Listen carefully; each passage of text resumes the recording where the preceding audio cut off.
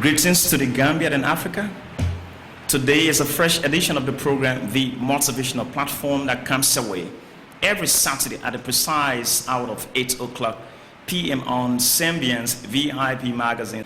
And it comes under the umbrella of the Pan-African Foundation called the Africa Philosophical Findings, which is tasked with the responsibility of inspiring and motivating the current generation of young Africans in the actualization of their respective dreams and preaching the message of peace and national unity, as well as revitalizing the Africanization policy that speaks about good governance, social justice, democracy, human rights, and most importantly, the African unity. Tonight, I don't feel quite too okay because my philosophical daughter and friend, in person of Fatima Moloshi, who served as a co-presenter here, is not here tonight because she's not faring well. And before I proceed with the topic for tonight, I want to use this opportunity to express my heartfelt condolence to the government and people of my own country, Liberia, for the demise of 28 Islamic students, including two teachers who lost their lives in a fire outbreak in our country. May their souls and the souls of all faithful departed rest in perfect peace. So I speak to you on what I call the success drive. Of course, every young person under the sound of my voice wishes to make success. Everyone wants to grow. The younger ones wishes to grow. The older one wants to grow as well. So it is very important that we understand that there are rules and regulations that govern success.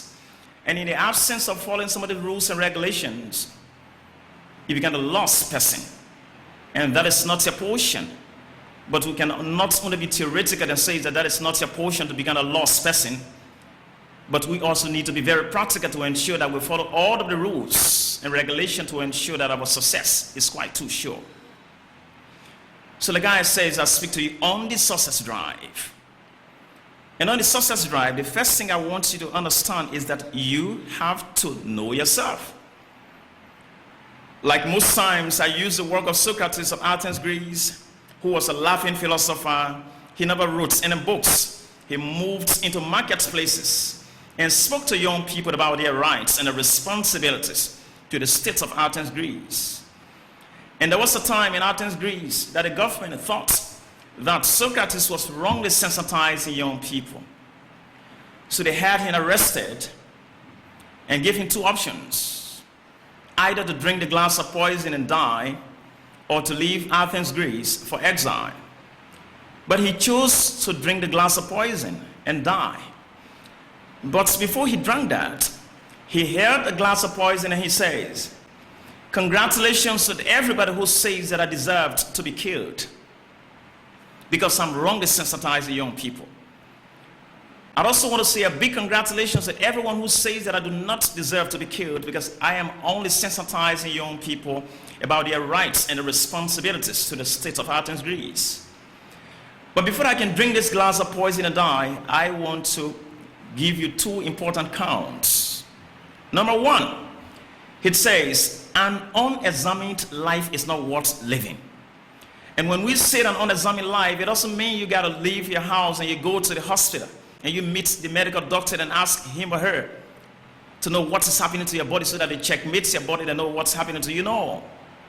When we say an unexamined life is a life that you live, you go to bed and you wake up in the morning hours, you do not ask yourself, what am I on the face of this planet for?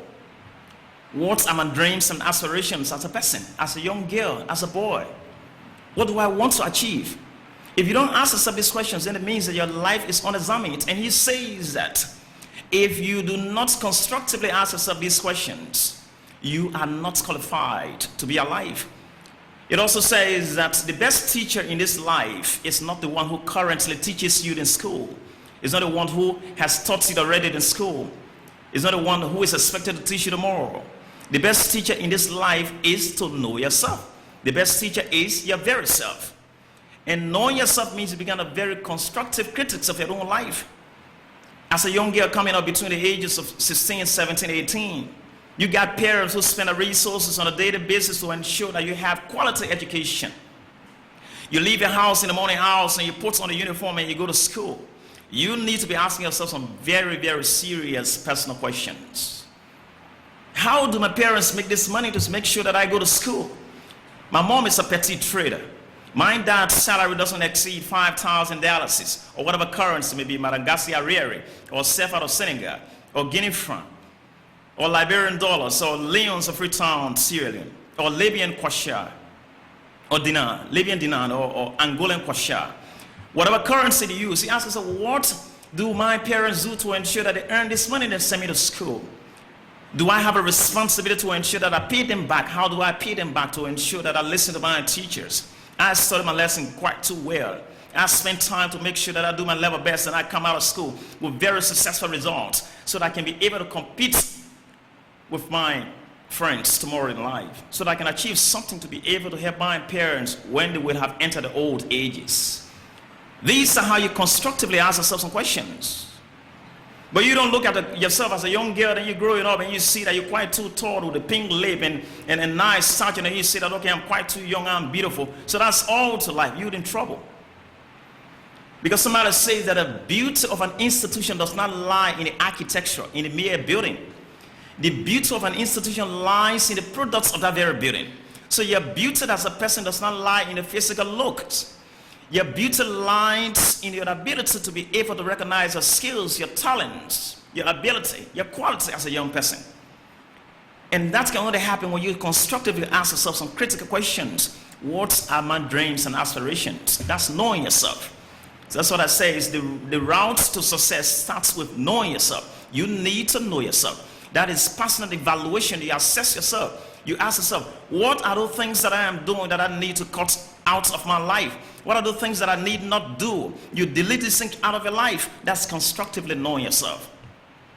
And after you will have known yourself, the next thing you need to do is to identify your purpose. That's where most young people make mistakes. I use my own country, Liberia, most times where people go to school, they go to tertiary institutions and choose discipline. They choose careers.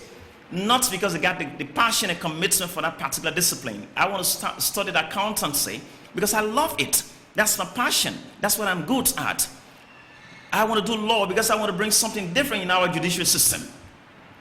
I want to do medical science because I want to do something different in the medical sector in my country. You must be able to choose a discipline based on passion and conviction. But when you see a young man coming out in my country nowadays, he says that I want to study criminal justice because my uncle works with the National Police, and he says that once I will have completed university education, he's going to provide me an opportunity to work. When you hear a young man sounding that way, you know that a criminal is warming up. I want to study banking and finance because my aunt works in finance ministry. She want to plug me in the system once I complete my studies. That's a thief that is speaking. But when you say that I want to study banking and finance because I want to affect my economy in a very positive manner, this is what I need. This is my passion. This is my vision. This is what I love. This is what I'm committed to doing. That is why choosing a discipline based on passion and commitment, then it helps you to be able to utilize the opportunities that are allotted to that very vision, that very discipline. But when you choose a discipline, a career path based on the fact that my friend, she's 18 years old and we sat in the same grade 6 together. We completed high school together. So she's studying banking and finance, so I need to study that. She's doing business management, so I need to study that. That is what the Nigerian man calls a follow mentality. You don't just follow people. You need to have your own path. You need to have your own direct path in life. You don't follow everybody. You need to choose your own direction. Everybody has their own scope of operation in life. What Mariama desires might not be what you desire. And what she does that expects very positive results in her life might not be what you do and you expect a positive. There are places that I go and I wouldn't have trouble. But if you step your legs there, you fall into trouble. So does a career path. You choose what you can do that you love, that you're committed to, that you got a passion for, not the monetary incentive that comes in your pocket at the end of the day. Then you won't be able to study that with conviction. You won't be able to do that with passion. Even when you will have studied that, once you are given responsibility to serve, you spend your time looking for the opportunity to steal. And once you are caught, you are sacked. Then you trace that to too many reasons because you did not do that discipline with conviction and passion. So you need to identify your purpose. What do I want to do? What do I want to achieve? My parents spend their hard-earned money on me. I need to be able to pay them back by ensuring that I study very well. I respect my discipline with passion and commitment, not on seriousness. Not when it's 7 p.m. then day breaks for you. Then you go on the street side and you stand there looking for nothing in the street, messing up the pride, messing up the dignity that have been inculcated into you by your parents. So once you would have identified your purpose, the next thing you need to do is to check your contact list on your mobile phones, especially to our females. Check your contact list, evaluate your friends, delete some friends out of your life, because every friend that comes in your life serves two purposes. Any friend that comes in your life is either to make you or to break you. I repeat, every single friend that is attached to your life has two responsibilities. It is either that friend comes to your life to make you or to break you. To make you in a sense that they help you to utilize the kind of opportunities you have, to help you actualize your individual dreams. But there are some friends who come in your life, when you're thinking about studying a lesson, they want to go to club. Just drop your exercise book. Let us go to Senegambia. Let us go to the bar. Let us go and drink. Let's have some parties. There are some friends out there. Let's go and have fun with our friends. Are you the only person who wants to go to school? Drop these papers. Such friend must be deleted out of the contact. Because not everybody wants you to achieve. And mind you, not everybody wants to affiliate with failure. No one wants to affiliate with failure. Everybody wants to be the best friend of the progressive. So how do you utilize that opportunities? How do you become the kind of person you desire yourself to be? That is, delete some of your friends after you will have known yourself, after you will have identified your purpose, your dream, your aspiration, your vision. Delete some friends. It doesn't mean you hate them. They might not be actually bad friends, but perhaps they do not understand your dreams. They do not understand your targets. They do not understand where you're heading as a person. So what do you need to do? You keep them at arm's length. But I bet you, after you will have succeeded in whatever vision, they will still be eager enough to associate themselves with you. They will be willing and prepared to celebrate with you. But at first, you need to come to the realization that your kind of affiliation determines your destination. So if you affiliate with the wrong kind of people, then you're heading in the wrong direction. But if you affiliate with decent people who are focused, who are determined about making success, so also you become so focused in ensuring their own success is quite too sure. So that challenge you see that under the sound of my voice. It is important that we come to the realization that not everybody understands where we're heading. So we have to ensure that we filter our friendship. You choose your friends. Do not allow your friends to choose you. Because anytime you choose your friends, you choose him or her to your advantage.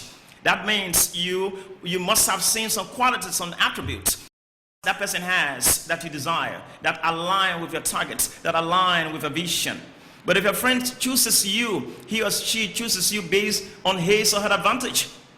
That is why it is quite too important, it's quite too advantageous that you choose a friend. Because when you choose a friend, it gives you an opportunity to be able to ascertain the kind of attributes, the quality, the ability that align with your target, your vision. Then you're heading somewhere. So search your contact list under the sound of my voice. Delete the friends who do not understand your vision. Delete the friends who do not know where you're heading as a young girl, as a young boy. Until you actualize a dream, you need to keep them a distance. After you would have deleted your friends, what do you need to do? You need to be disciplined. When I say discipline, discipline in terms of time management. Because time is very important. If you want to know the value of time, like I always say on public symposium, ask a pregnant woman. It has to take the pregnant woman 9 consecutive months before bringing forth a child on the face of this planet. Then you begin to ask yourself, how many days in each of these months? At least 30 days. Then you ask yourself, how many weeks in each of these months? At least 4 weeks. Each of the days has how many hours? 24 hours. Each of the hours has how many minutes? 60 minutes. Each of the minutes has how many seconds? 60 seconds. So you begin to calculate how many seconds, how many minutes, how many hours, how many weeks, how many months it takes a pregnant woman before bringing forth a child on the face of the planet. Then you know the value of time. If you also want to know the value of time, ask a salary earner. It has to take a salary earner at least 25 good working days without weekends to earn what you work for. That is if your salary even comes on time. If you want to know the value of time, also ask an angry caller who refuses to pass across a very vital information just when the credit blows off. Let me use my late mom as a case study. If you know very well that my mom, I am the only breadwinner of the family, and I have left for work, I am busy at work, and you stay home as my younger sister, and you know very well that my mother is not faring well, she's very sick. What do you need to do? And you have only one Gambian dialysis on your phone to call me and let me know that my mom is not okay. You pick up the phone, you say, Mika, hello, come home, your mom is dying. And you cut the line, you still have a few Bluetooth that you can be able to flash and so on. But you have just one dialysis on your phone. And you know very well that I am the only one responsible to hospitalize my mom. You have one dialysis on the phone. And you call me on the phone, and I pick up the call, hello, sister. And you say, where are you right now? I am at work. When are you coming home? Before I can answer all of these questions, the credit will have blown off. I can choose not to call because you didn't say anything so vital that called my attention. I can choose not to call back. I can drop my phone and continue my work. But if you just say, Mika, get home quickly, your mom is very, very sick. If you cut the cord here, it is left with me to make sure that I get home as quick as possible. That means you have passed a very quick information across. You've achieved a target. So what am I trying to say? It is very important that we become respecters of time if we expect to actualize our respective dreams. When you set a target, it must be time bound. You must understand that I am working against time and I need to respect the details of my dream. If the principles of my business require that I wake up every hour at 7 a.m. in the morning hours and open my shop door and have the place swept and sit in my shop, and I'm supposed to be here 8 hours, you make sure you sit there not less than 8 hours. It must be habitual. It must not be just something you do a few times in a week. If it calls for you to be seated for 10 consecutive hours, make sure that you're seated here. No matter how small it is, learn to appreciate your little beginnings, because appreciating your little beginnings is an evidence that greater things are coming. But nowadays, why young Africans have not been able to actualize their individual dreams is because they are in a haste. Nobody wants to start something small. Everybody wants to have $10,000 and start something large. You want to have your own company. Those people who have made tremendous success today, even the Dangote and what have you, the Florence Alakileja of Nigeria, these people went through hell, they went through tough moments. When you ask them what was the principle they started with, when they called the money they started with, you trembled in your body. Why? Today they have climbed very enviable heights in the respective career ladders, in the respective financial ladders, in the respective success ladders, because they were strong enough to respecting the fact that appreciating a little beginnings is an evidence that greater things are coming. So learn to delete your friends, learn to be very disciplined and focused, learn to be respecters of time. If you expect to actualize your dreams, that is the best way forward. And the next thing you need to do is learn to evaluate yourself. I have established this business for almost 6 months. Am I really coming on time? Is the business working? Sometimes we make some mistakes. We want to do businesses that we love. You do not sell what you love. That's why the success of every business institution or the success of every individual business depends on RACE, that's race. You need to research about it. RACE is an acronym. And an acronym in English language is a pair of abbreviation that spells a pronounceable word. So RACE, race, the letter R stands for what? Research. Before you do something, you need to research about it. I want to do a business. What can I go into? You need to study the dynamics of the environment you want to do that business. I want to go into used clothing, but does the environment suit that? I want to start selling shoes.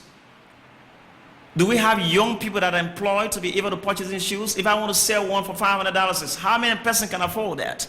You need to ask yourself this question. This is the business I want to go into. Does the environment suit that?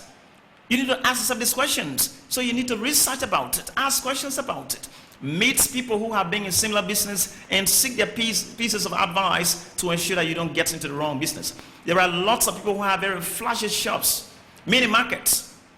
But things are not flourishing, and they want to wrongly assume that there is an uncle in the village that is doing marabout or medicine, like somebody say, that stopped the businesses from growing. Whereas you did not even do your research about the business. You didn't ask yourself as to whether the environment actually suits your kind of business. You just bumped into that business because you saw someone into that, and the business is not flourishing because you put that into an environment that no one earns above $2,000, and you expect them earning around $1,500, and you sell in a pair of shoes that cost $500. They have the school fees for their children they have to pay, and you want them to come and buy a pair of shoes for $500. It's quite too impossible. So you need to do what? A research. When you do a research about a business, if you know that the environment suits that business, then you do letter A, which is what? Action. Action is establish the business and respect all of the rules and regulations that govern a particular business if you expect to grow and be able to compete with other people who are involved in such. When you would have established the business through the action orientation mentality, the next thing you do is to communicate. What is the communication aspect? Is to do what? To create flyers, design flyers, take the media, take the social media space and publicize the business. Don't just open the shop and you see that here. You need to make sure that you understand these things. We'll stop here right now for a quick break. When we will have come back, then I complete tonight's message. Thank you very much. Keep following us. Sembian's VIP Entertainment presents Big Fabaram Bagasi. show live at Semegajane Hall on the 19th October 2019. Music by DJ Henson with the full Taranga Sound Entertainment crew. Guest artists Yapsi the Lyrical, Junior Boston, New Kings, Prince J. and Two Lasting. Advance tickets are just for $75. And gate tickets are $100. Come and support Gambia's very own. Part of the proceeds will be donated to Tanka Tanka Psychiatric Hospital. For more information, please call 705-3094 and 343-0545. Powered by Sembian's VIP magazine. Welcome back on the second half of this motivational platform. I remain your presenter, Tony Mikiat Howard, and I say that this is a platform that comes under the umbrella of the Pan-African Foundation called the African Philosophical Findings, which is tasked with the responsibility of inspiring and motivating the current generation of young Africans in the actualization of their respective dreams and preaching the message of peace and national unity, as well as revitalizing the Africanization policy that speaks about good governance, social justice, democracy, human rights, and most importantly, the African unity. Just a recap of the key points on the success drive, I say that you need to know yourself.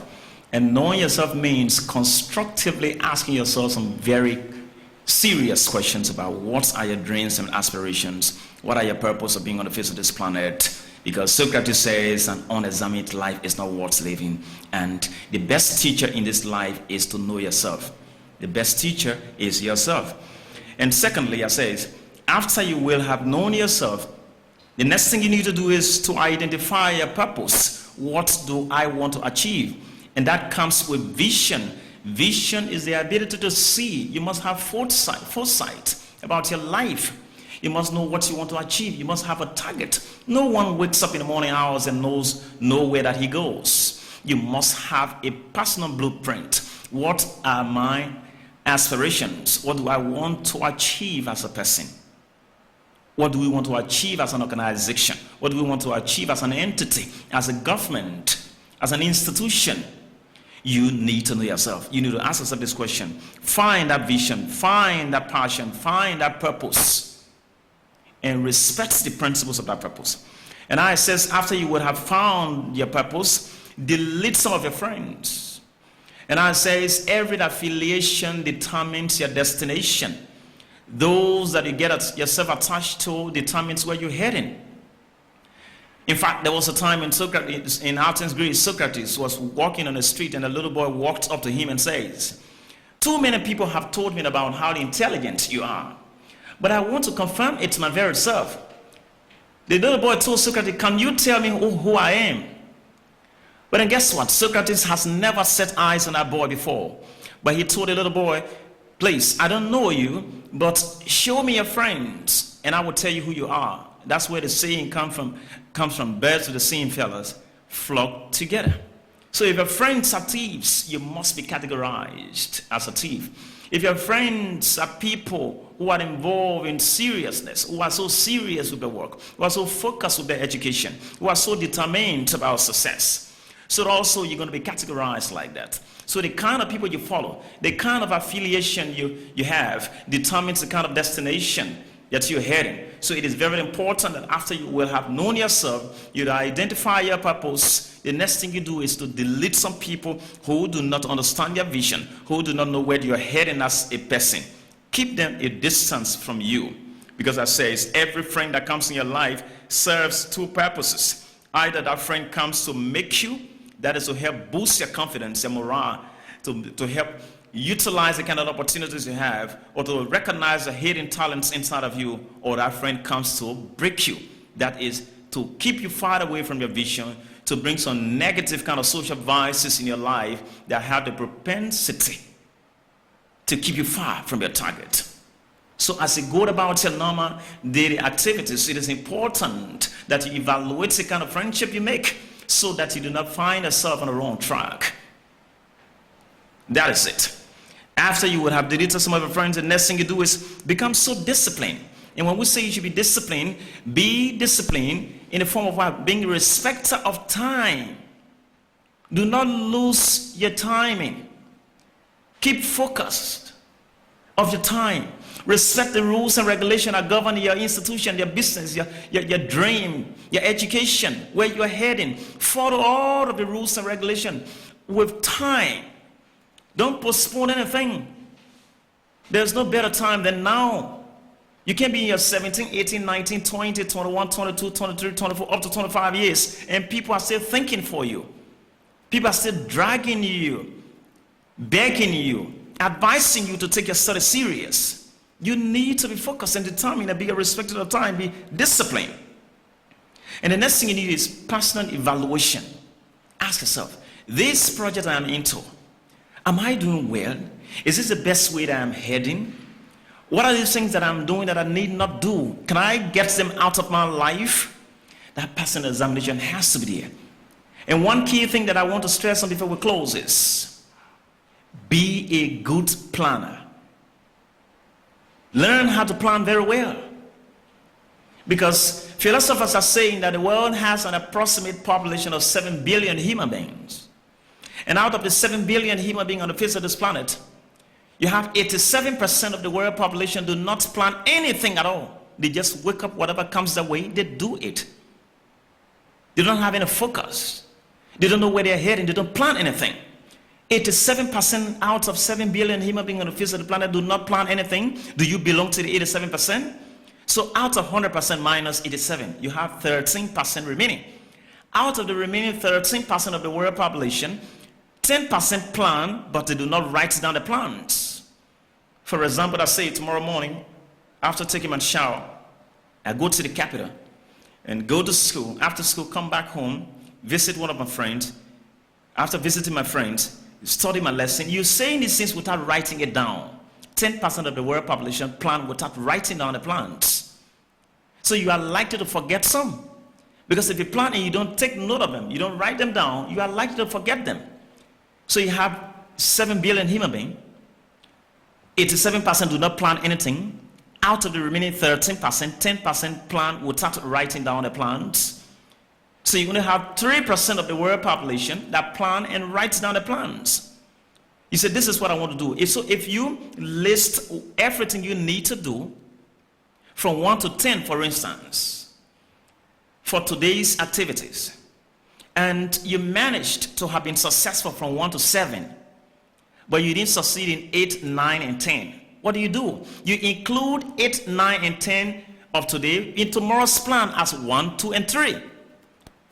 So you are likely to be successful because you plan and you write down your plans. So you must be successful. And keep plugging on. Stick to the details of your dream. Successful people are failure who continue to try. You try for the first time, you never made it. Keep plugging on. You try the second time, you never made it. Keep plugging on. Because successful people are failure who continue to try. Whereas failures are successful people who fail to try at all. So under the sound of my voice, keep the focus, keep the hope alive. Make sure that you recognize yourself very well. Recognize a hidden talent inside of you. Keep away all friends who do not understand your dreams and aspirations. Be disciplined towards a vision. Identify your purpose. Be irrespective of time if you expect to become very successful, to become very competitive, to utilize the kind of abilities, the qualities you have inside of you as a young person. Thank you very much. Catch you next week. If you like, follow us. It has been Tony Mickett Howard, your weekly presenter. Bye-bye.